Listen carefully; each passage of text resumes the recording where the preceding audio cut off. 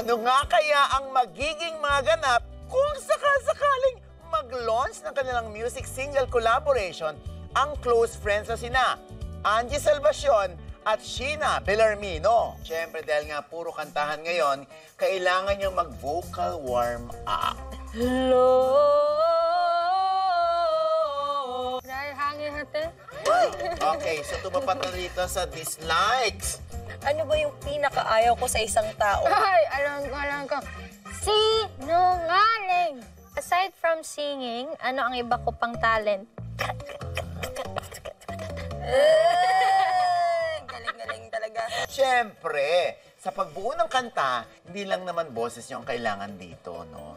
Oo, kailangan nyo rin ng mga instrumento. Charot ang istorya, pero totoo ang kirot sa ating mga bida.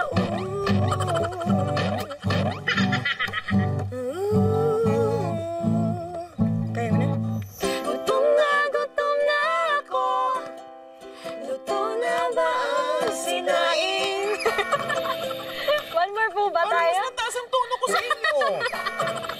At dahil nasa inyo na nga ang mga instrumento, gusto kong i-announce sa inyo na ang single ninyo na i-release nyo ay syempre original na gawa ninyo.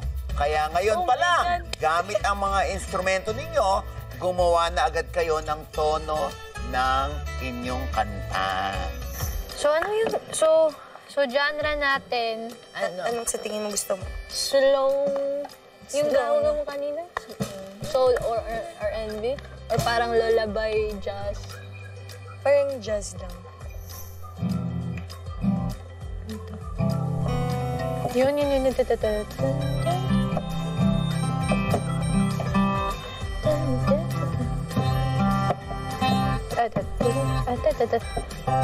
Ngayon naman, lalagyan nyo na ng lyrics ang melody ninyo. Ano yung ginagamit mo? Parang through phone ka ba? Na nagtatype ka lang? Or sumusulat? May notebook ako, tapos may sinusulat ako sa bond paper ko. Nililipat ko siya lahat sa note ko.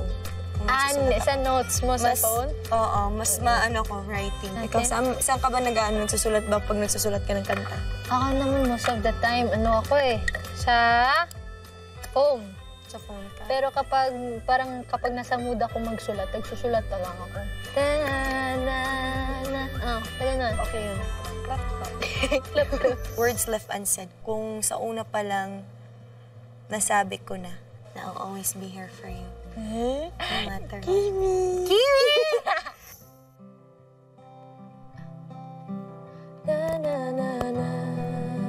Meron ka bang ganun, te? Na may friends kang na ano mo na? Na parang wala ka ng contact, tapos naalala mo, ay, nagawa ko to with this person. Kinukontak ko pa rin sila. Lahat ng friends mo kinukontak ko mo. sila. No, we don't get detached with the people who are genuine to you. Tungkol saan yung inyong sinulat na lyrics? Ay. It's all about friendship. Ano pa nga ba ang mga kailangan bukod sa song mismo? Promotion. Marketing. The technical stuff para maibahagi po namin yung song namin. Tama kayo dyan. Ang music launch poster nito, syempre, ang kailangan nyong gawin. Pero bukod sa paggawa ng design, meron pa kayong kailangan pag-isipan. Oh. Yes. At yan ay ang title ng inyong kanta. Paano nga ito? Nakakahiya naman. Sexy, babe! Nakakahiya naman, Yung ganda mo dito, te. Kiwi, wag ka nga. Sheena, Sheena Bellarmino.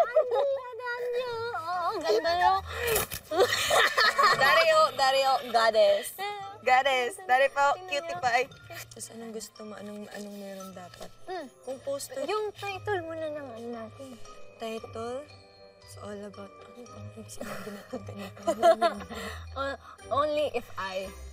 Only if I do agree. So, di ba friends siya? Magkaatbang sila. So, or magkatalikod. Kasi drift apart. I love it! Paano ka ba nahilig ba mag-ano? magganito. Nung mga 4 years old kasi ako. Kasi ako yung type na bata na hindi ako pinapalabas sa bahay. Same. Kaya friends tayo eh.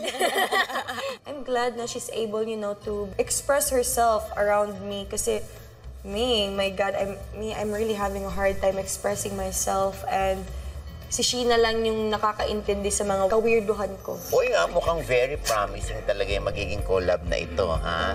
At syempre, excited na rin ako. Ay.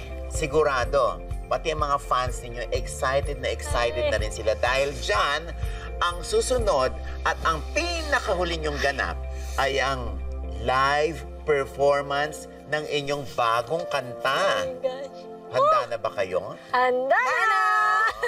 See you sa stage, ha? Yes po. Good luck! Thank you po. Thank you po. Jing.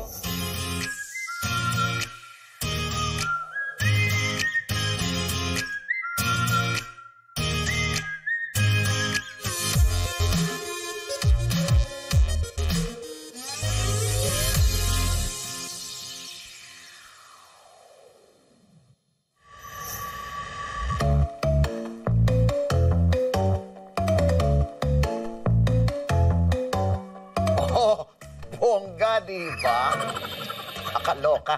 As host din naman pala ako ngayon. Oo, first time ko itong gagawin bilang host. Ay, pero ladies and gentlemen, please welcome our rising duo, Angie and Sheena!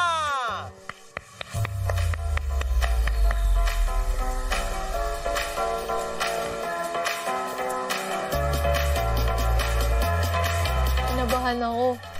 Kasi, I know Ate Angie got to perform with the guitar. I know, I've watched her. I watched her. Alam niya yon. Pero it was my first time. Me playing the guitar with a cam on. Siyempre, kinakabahan ako. Ganyan ako all the time. When I perform, hindi ko alam kung bakit, pero lagi akong nanginginig. Mas lalo akong nilalamig kung malamig na.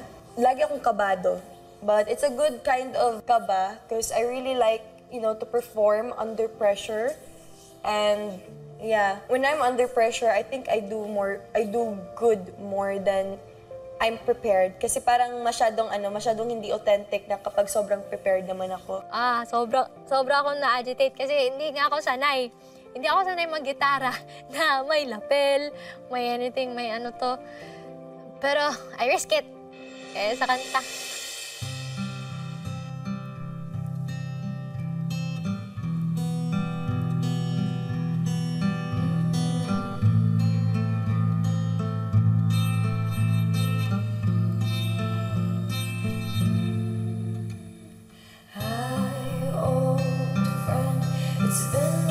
Since we met, words that are left unsaid, that I'm missing you. Ooh, bring back the time when we're just laughing until we cried. Slowly we're drifting apart, can't run to you.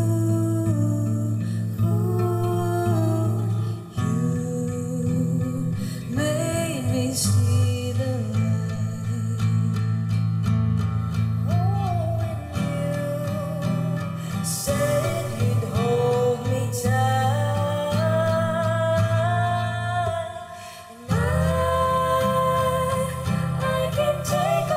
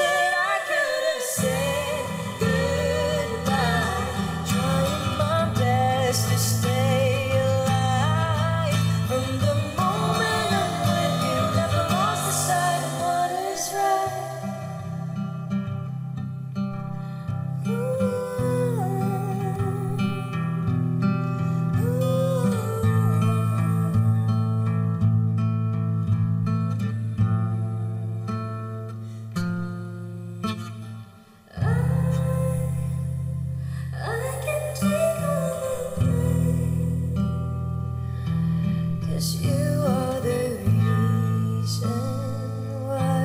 'Cause it is a fair promise I'll always be by your side.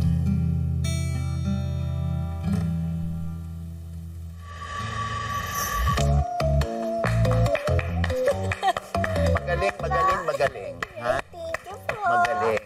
Oh. Actually, at that moment when I sang the song, dun ko na-realize na I wrote this song because I fear something to happen.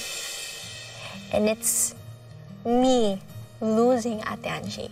Losing my friendship with Ate Angie. Kasi ayoko din yung, hindi ko nasabi to, no? Pero ako din yung tipong tao na may abandonment issues. Ayaw kong iniiwan ako. Kaya gusto kong nire-ready ko yung sarili ko bago ako iwan ng tao na yun. Even if it hurts, I need to prepare myself.